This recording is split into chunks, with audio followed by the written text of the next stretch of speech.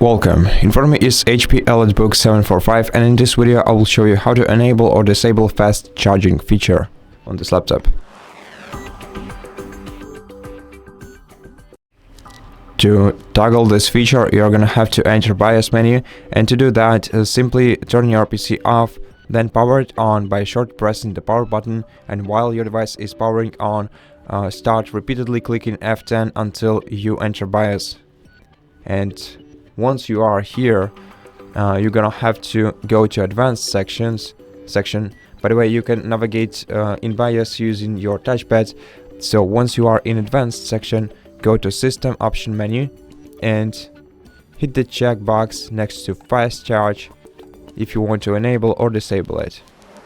To apply changes, you have to press F10 button, and then if you want to save changes, just select yes and wait until your device is restarted. If you don't want to save changes, click no and again wait until your device is restarted. And that's basically it.